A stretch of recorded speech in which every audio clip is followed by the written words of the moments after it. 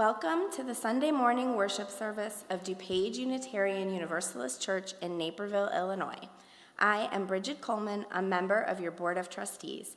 We're so glad you are here, whether you are present in the sanctuary this morning or watching remotely. It is so good to be together. We welcome you to our church and invite you to get to know us better after the service. As Unitarian Universalists, we hold that there are many paths to truth and meaning, and we support one another in our spiritual and religious journeys while holding ourselves in covenant through our shared 7 principles. The mission of DuPage UU churches to gather as an inclusive community, to grow in character, mind, and spirit, and to transform the world toward fairness, love, and compassion. Whoever you are, wherever you are on life's journey, wherever you are in the world, you are welcome here. If you are online, we invite you to greet each other through the chat, and if you are present here, I invite you to turn to someone you did not come with and greet them with a wave and a good morning greeting.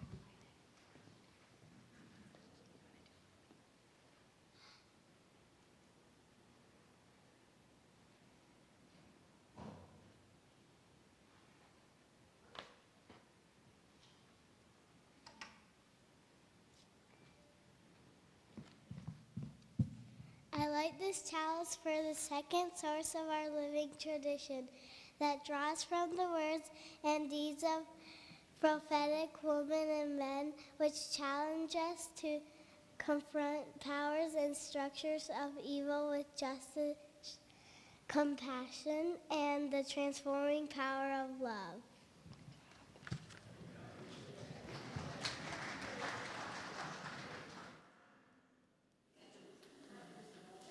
Thank you, Katya. Welcome to this place of love, of communal flourishing. We enter this space to open our minds, to expand our hearts, and to see the sacred within one another. Come, let us worship together.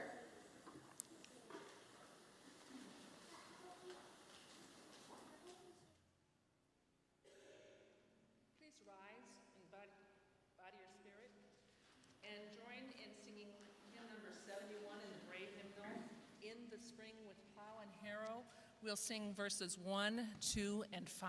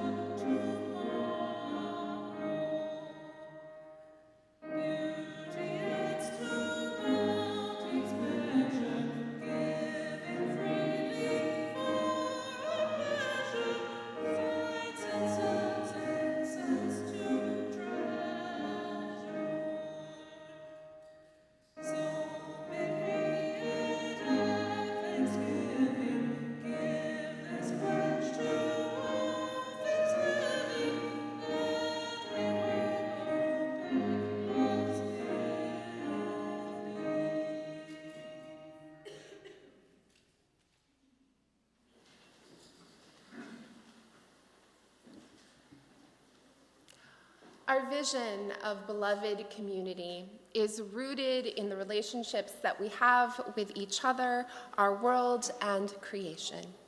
Each week we share our joys and concerns here in this space, whether spoken or unspoken.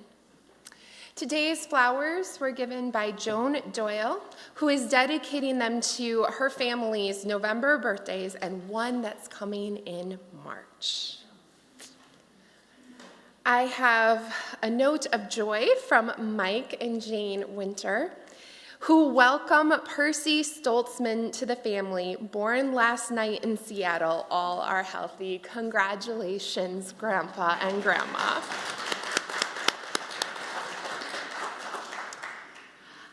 I have a personal joy, a moment of gratitude.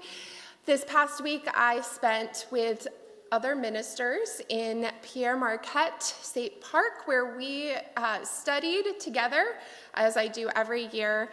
And this year's topic was both broad and systematic in terms in that we studied reparations, but also very deeply personal and moving. And so I want to share that thanks that I have to that group and to you all for allowing me to go down and learn as a minister. Thank you. I also have a sorrow to share with all of you. 2 weeks ago, my aunt died after a recurrence of her breast cancer. Her memorial service was held this past week. If you could please keep her 3 children in your thoughts and prayers, and also my grandmother, who has now lost her only children, both of them from cancer.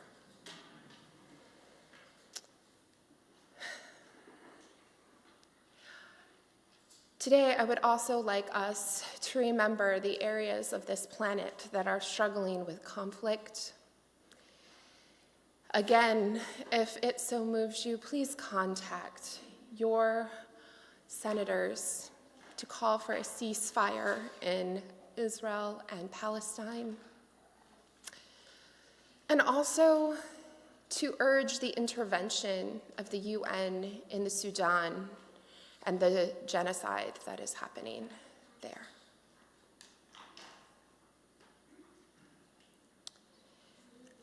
Tomorrow is the Trans Day of Remembrance, as we contemplate and have been examining whether to go forth on the work partnering with the Unitarian Universalist Service Committee to do trans asylum work. This is another moment where we might educate and hold strong the remembrance of trans people in this world. And so our prayer today comes from the Reverend Mr. Barb Greaves, who wrote this several years ago for the Trans Day of Remembrance. Please join me in a moment of prayer and reflection. Holy One by many names, this is a prayer for the lost ones, those taken from us too soon and too many. The truth be told, one would be too many. One life taken is one too many to be dead. This is a prayer for those whose lives were taken in violence, for who they were and how they loved. This is a prayer for their families, who will never know all of who they were to become, nor ever again feel their warm embrace. Those who are no longer with us were people. They were siblings and parents, our children, co-workers, and lovers. This is a prayer for the lost ones, beautiful human beings who once occupied this earth with beauty, humor, anger, frustration, and fear, and who are no longer with us. This is a prayer for those who are now our ancestors. We pray you continue to guide us towards making a more just, more loving, more accepting world. This is a prayer for the survivors of hate crimes and hate, for those who live in fear and cannot flourish as they are. This is a prayer for the survivors whose lives have been impacted by violence and hate. May we remember the legacy from which we come and the legacy we will leave behind.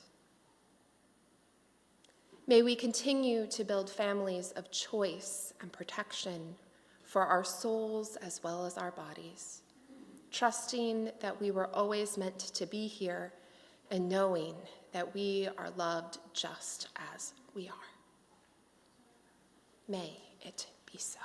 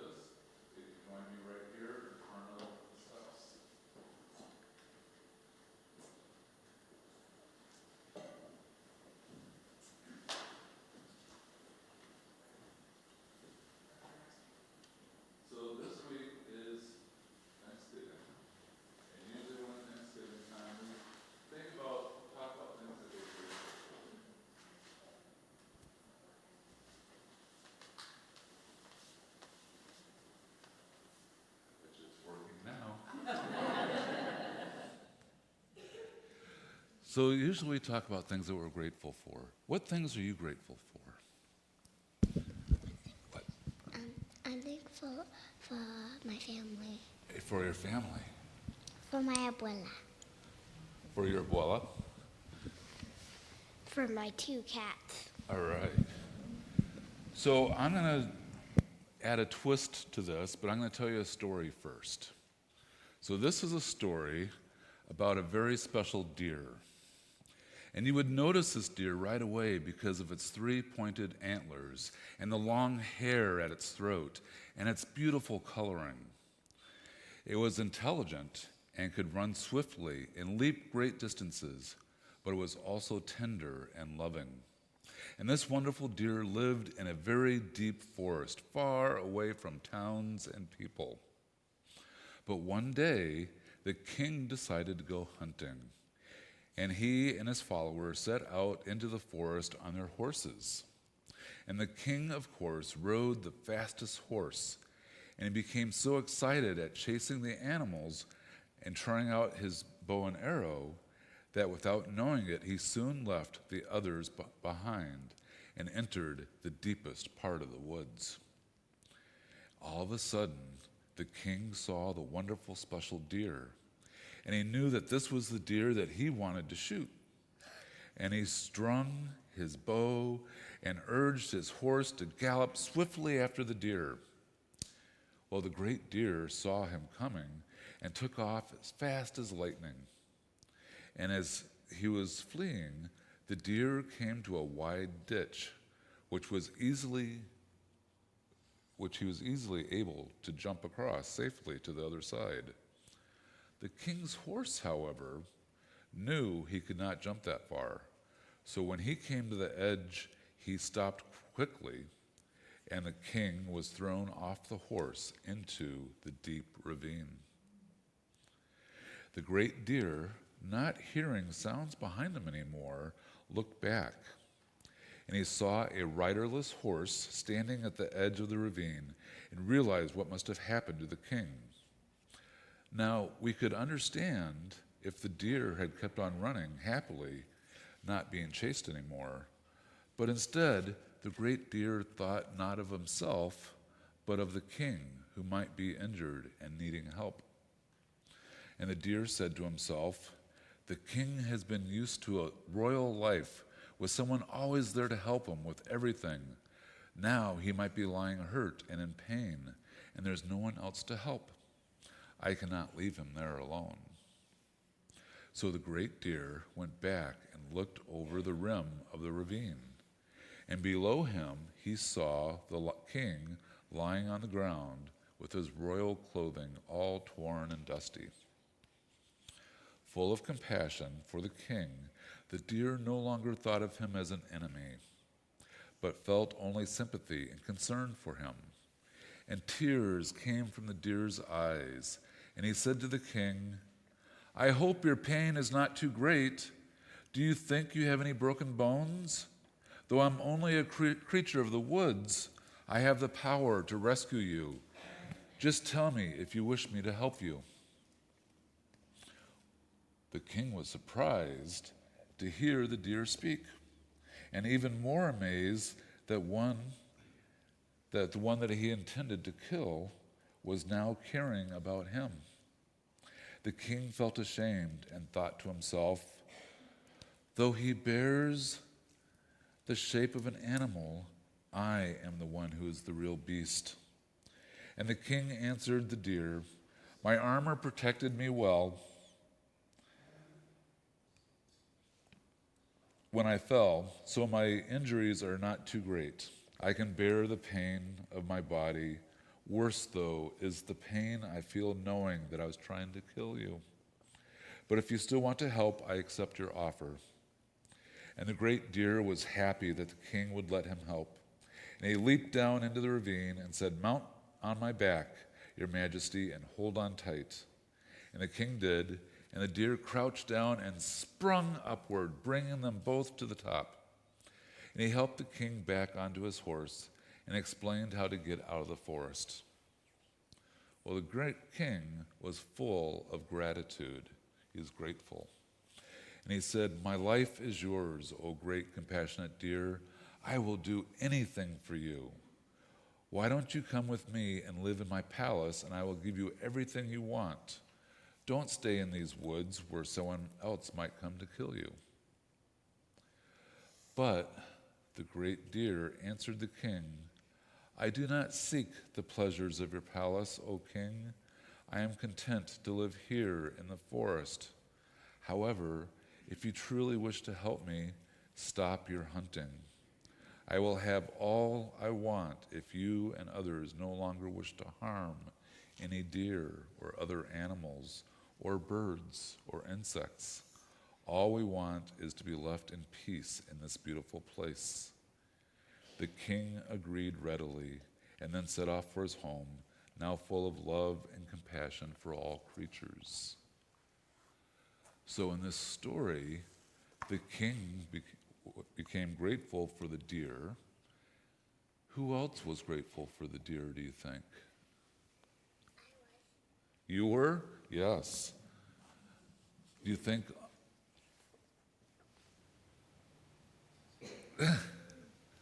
maybe all the creatures and the animals that are no longer being hunted are now grateful? All right. Are grateful for the deer? So I asked you at the beginning who you were grateful for, but I want to ask you a different question. Who or what is grateful for you? Katja? My family. Your family? My dog. Your dog. Do you take care of your dog? Do you help feed your dog? So I'm sure your dog's grateful. My dog. Your dog? My cat. Your cats? My dog. Your dog. So part of it is being grateful for other people and not taking them for granted, but it's also being able to be someone holds gratitude for you. So you can think about the things that you do where people are grateful for you. So think about that as we go into Thanksgiving and people ask you, what are you thankful for? And maybe you can say, I'm thankful for people having gratitude towards me. All right, let's sing to the children.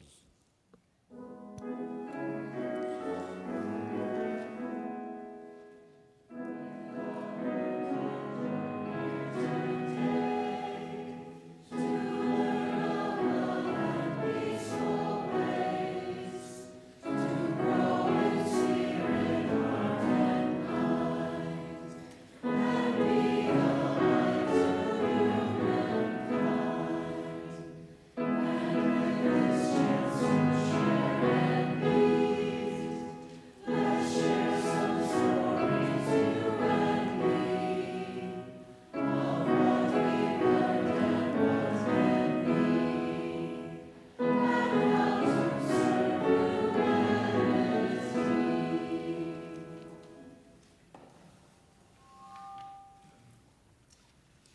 treasure is how we reciprocate the many gifts that we are given by this community.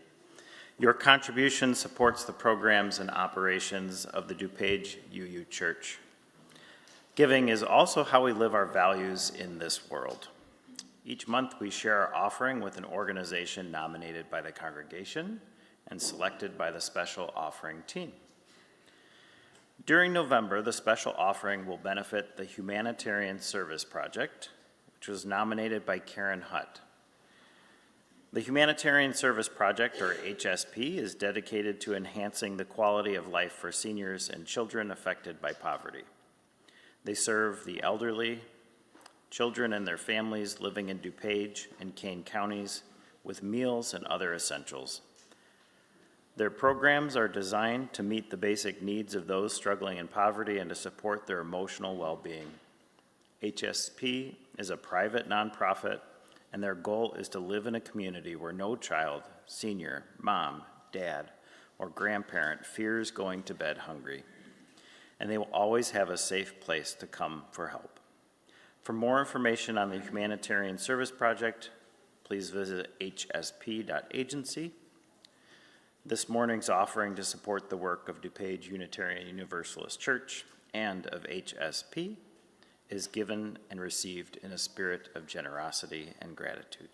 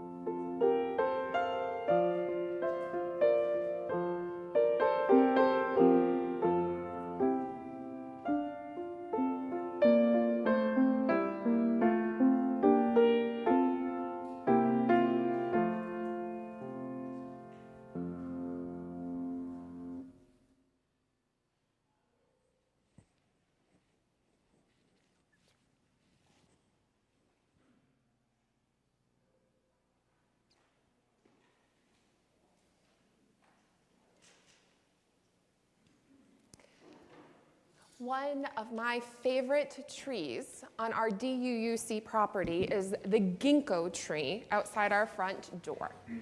And this is especially so in the autumn, because each autumn, as if the tree had its golden fill of the golden sun that it shaded us from, the leaves turn that same golden yellow and shine brightly as if to welcome us to our beautiful home.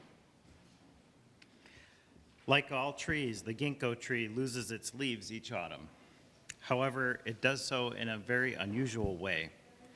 Unlike other trees which develop protective scarring at the leaf stem over a couple of weeks, causing the leaves to drop sporadically, the ginkgo tree leaf stem scars at exactly the same time, meaning that all of the leaves drop at the first extreme drop in temperature. Now, I am sure that there are many metaphors in this wonder of nature, but today I would like us to consider the uniformity of falling together, a communal act of beauty. Together on this journey from treetop to bottom, together we make this community work. Together, we struggle through difficult times, and we land at our destination together to determine our next steps. Fallen leaves provide nourishment as they cycle back to the earth. They protect and incubate new insect life. They feed their tree parent through decomposition, which allows the tree to grow strong and reproduce so that the next generation might be born from the fruits of their golden labors. We are a flourishing community because each of us takes part in our growth. We flourish because we believe in a just and loving future. We wish for our DUUC tree to be big and strong, loving and kind, protecting us and encouraging us for generations and generations to come. In this season of gratitude, when we recognize the gifts that we are given, it is right and good that we recognize the gifts we are given by this beloved community, the beloved people around us, and in the building that holds us. Today, we will participate in a moment of gratitude for our community. Just like the ginkgo tree leaves protects insects and is nourished through the leaves decomposing, we also have 2 layers of gratitude. As you come forward, I am asking that on one side of your leaf that you have been given, you write one thing about DUUC that you are grateful for. And on the second side, please write one thing that you have gifted to DUUC in response to the gift that you have received here. When you have finished writing what you have received and also what you have given, please lay your leaf at the bottom of the tree, joining all the other leaves. Together, our gifts lay at the feet of this beloved community, allowing it to flourish all our lives, giving a legacy of love to the world and to those who come after. I invite you into this ritual space to share your gratitude and also to receive thanks for what you have given to this space, to these people, and to our future. When you are finished writing, you can come down the center aisle to lay your leaf and then return to your seat. If you have not received a leaf, please raise your hand so that we can give you one.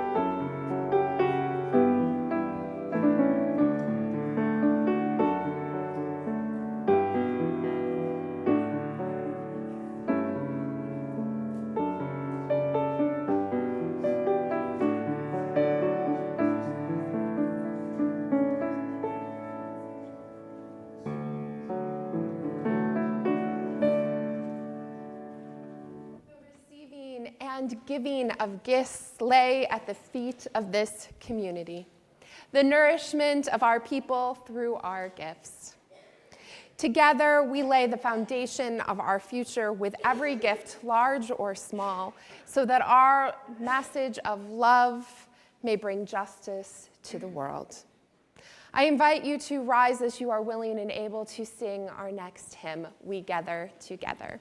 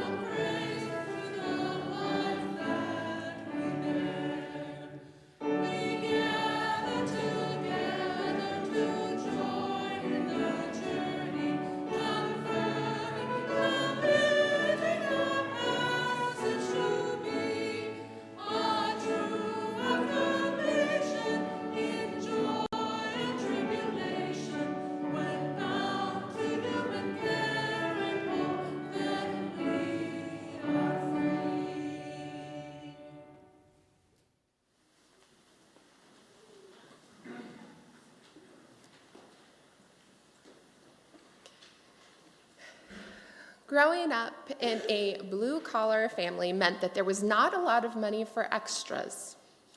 I knew we didn't have money because I didn't have the name brand clothes all the other kids did, or was able to go on spring break trips to cool places like Myrtle Beach or Florida. It wasn't that we were poor, though that was, of course, the family story. After all, we had a roof over our head. A small roof, but a roof nonetheless, and always had food on the table, even if it was simple. Church, though, was always the most important commitment of our family. I remember when my parents sat me down to teach me how to balance a checkbook. I had inherited a very small amount of money from a great-grandmother, and my parents were trying to teach me about interest and savings. We had a long conversation about how our first priority was always to God, which for them meant the church. They took seriously the 10% tithe requirement of the Hebrew Scriptures. They gave 10% of their income and likely still do to the church, and this is what I was taught. Now, if my partner Elias and I had given away 10% of our income when we were first married, or even when our children were young, we would not have been able to feed ourselves. We were poor. Not blue collar, low income, we were poor. When we committed to our first Unitarian Universalist congregation, we had to ask the minister for a waiver for our annual pledge commitment. It was difficult because the importance laid on me by my family of the 10% tithe. We found ways to give, of course. We gave of our time and our talent, which was equally important. But that financial giving component always stuck with me because of our upbringing. Through this childhood lens of tithing, I came to understand giving, and more specifically generosity, as something that only people with money, and a lot of money at that, could possibly participate in. Also tied to all of this was a sense of obligation dictated by Holy Scripture that was associated with giving and generosity. And regardless of how many times someone told me my work and effort through volunteering mattered, it was never enough to assuage my guilt of not financially participating. This week is Thanksgiving, and I'm going to tell you a truth of mine now. I really don't like Thanksgiving. Oh, I love the food and being with my loved ones, but I hate everything that Thanksgiving stands for. It's a holiday based upon a false story, one that ignores the truth of European colonizer ancestors' eradication of indigenous peoples. Moreover, it ignores the truth of giving thanks, something that I am still learning from indigenous people's wisdom, including biologist and first-person Robin Wall Kimmerer. Giving thanks is not a one-day event. So I want us to take a bit of time today to consider the idea of giving. I want you to think of someone you love, a spouse, a parent, a child, a friend. The times that you have felt most moved, most inclined to give a gift to that person that you love, at least in my case, was not when it was expected, like, say, a birthday or a holiday, but times that rose out of a genuine feeling of love for that person. Times when the bond of connection was deep and strong. When my spirit was abundant in feeling for someone and it wished to be generous towards that person for the abundance I was given by them, not necessarily in product or physical objects, but in sentiment and love. Have you felt this before? In those moments, the gifts that I wished to share were things that would impact that person deeply, gifts that represented their personality and selfhood, gifts that showed that I paid attention to what was important to that person. These gifts were not necessarily tangible. The need in those moments to return the gift of love that a person had given to me was overwhelming. And the gift, however inadequate, felt to me like a genuine outpouring of my affection and care for that person. It wasn't meant as a show of love, a symbol for how much I felt for that person. No, the gift return was a genuine act of love itself. I knew I didn't have to give that gift to that person because their genuine act of love was given with no expectation. There was no sense of expected reciprocity or obligation from either of us. That friend or loved one genuinely gave me their love, and out of my genuine feeling for that love, I wished to share something with them in return. This is reciprocity at its finest, given from the abundance of feeling we hold, because the gift of love is always abundant. Out of genuine feelings of connection and love, we give. We give in our abundance through a gift or simply with our presence. We give in whatever way we can, and sometimes we do not even give back to the person who gave to us, but pay it forward in a whole other way. Rather, the generosity of spirit given to us, the abundance of spirit, then allows us to share with someone who needs it more than either of us, maybe. Robin Wall Kimmerer, in her book Braiding Sweetgrass, writes about the generosity of nature's gifts, and I think it makes a perfect example of this. Maple syrup, spring strawberries, the three sisters, beans, corn, and squash. Gifts that are not only a treat for our eyes and taste buds, but given at moments when we need them. Maple syrup at the end of a long, cold winter. There's no expectation of reciprocity. The maple tree will keep giving syrup even if we don't give back to it. But out of our feelings of abundant gratitude, not only for the gift the trees give us, but also because we recognize that in the interconnected web, we are all connected. We know that tending the trees means a better planet for us all, and we get maple syrup out of it. In reciprocity, there is no scale of balance, that what I give you must equal that when you give back to me. This sort of attitude only creates a sense of commodification of our gifts rather than deep, genuine feelings of connection. We tend the trees because it is important for all of us, not because of the maple syrup. We know that what we receive has no equivalent value. In fact, what we receive from tending the trees is actually probably worth more than the maple syrup. We get sustainable life on this planet. No one keeps score. No one keeps track of the value of the gift. It comes from the heart to another's heart, an outpouring of love, connection, and affection. The idea of reciprocity taught by First Peoples has redefined my understanding of giving. We give because we were given life. We give because we experience life. When I think of giving now, I think of the abundance I am given by life itself. It's an outpouring of love towards those I create community with.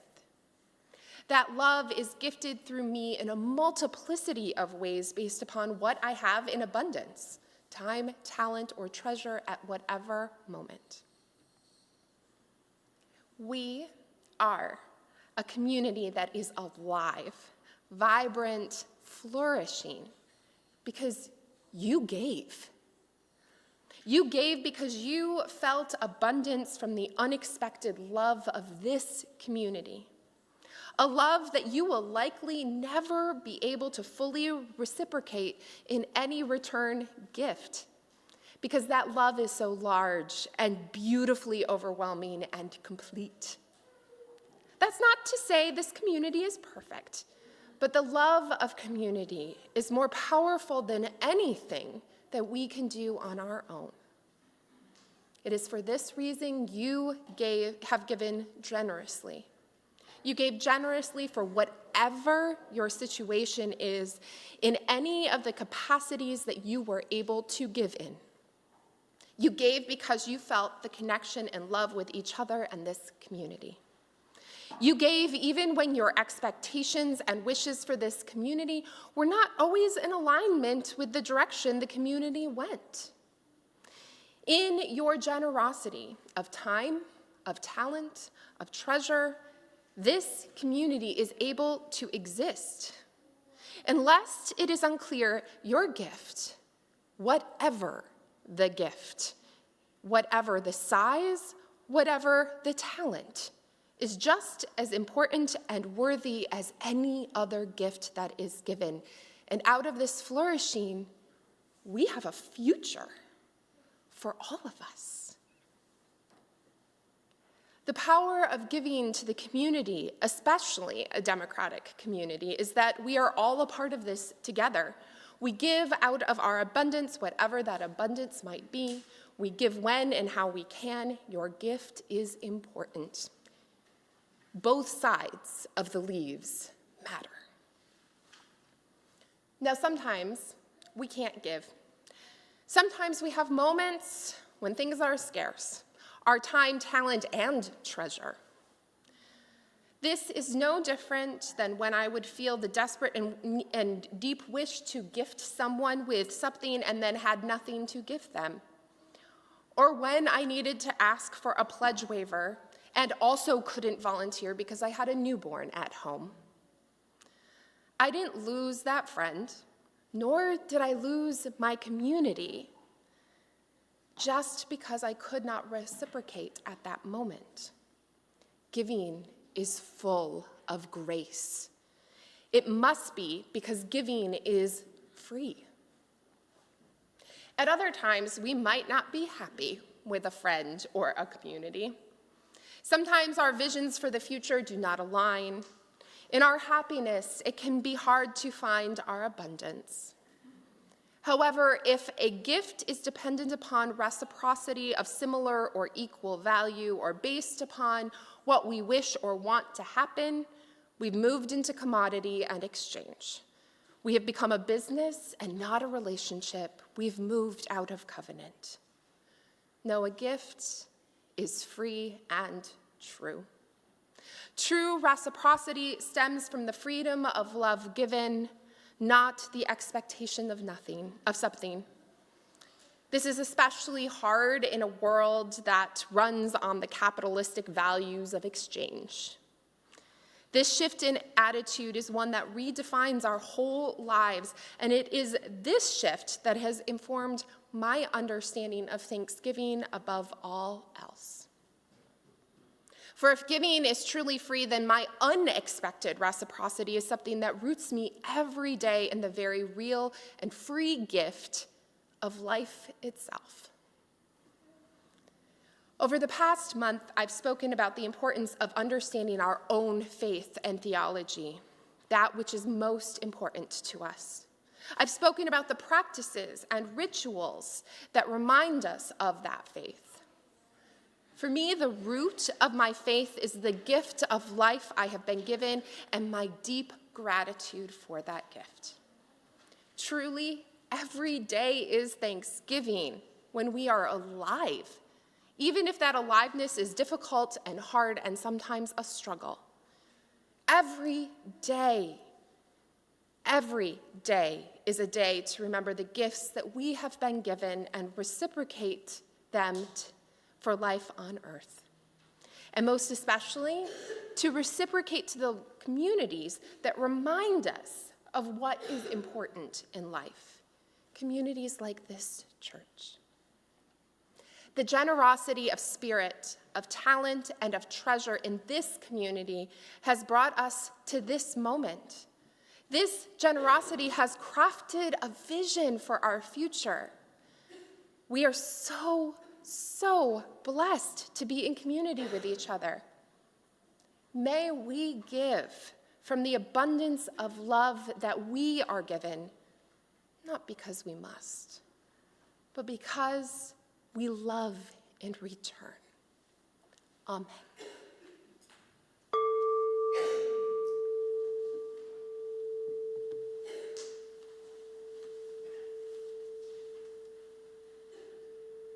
Now please rise in body or spirit and join in hymn number 404, What Gift Can We Bring? And for those who can read music, I want to bring attention to the fact that we're using a different tune for this song, and so it'll be an adventure.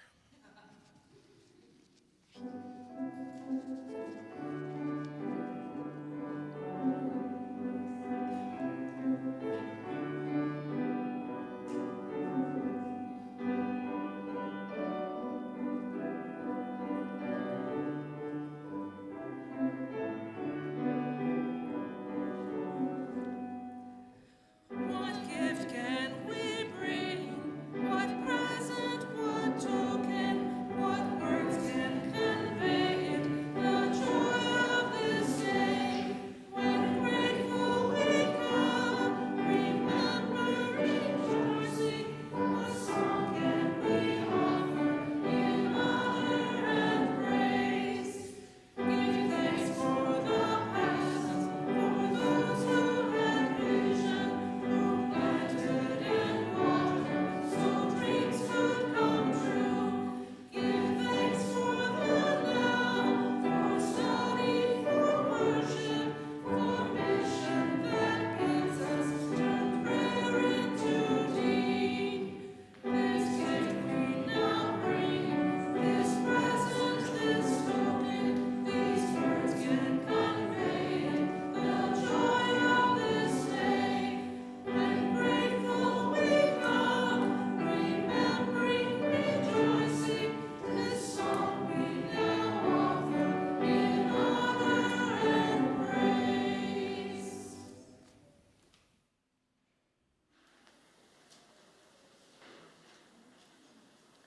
So I'm going to try and do this without crying.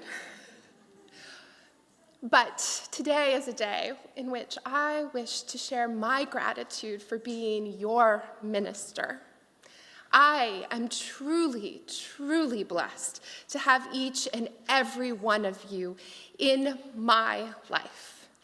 thank you deeply for who you are and what you do, both in our congregation and in our world. And that goes for the littlest of you to the eldest.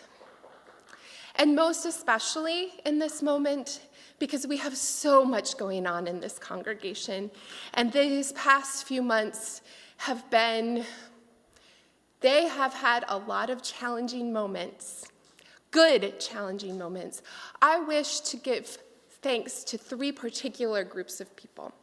First, to our pastoral ministries associates. Would you please rise if you are a PMA?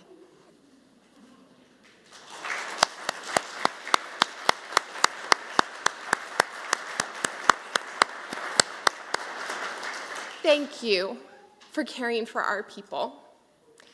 If you are a member of the Committee on Shared Ministry, would you please rise? I see you way back there behind the glass, Karen. I think you're the only one here right now. Thank you for your work. And if you are a board member, please rise. Thank you.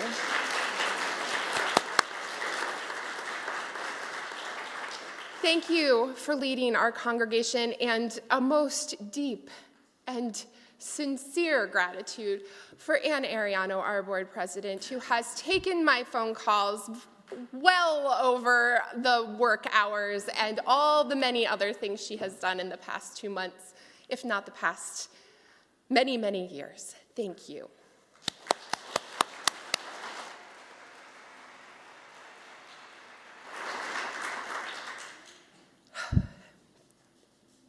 Gratitude is every day. May we bring the abundance of our love as a community into this world. Amen.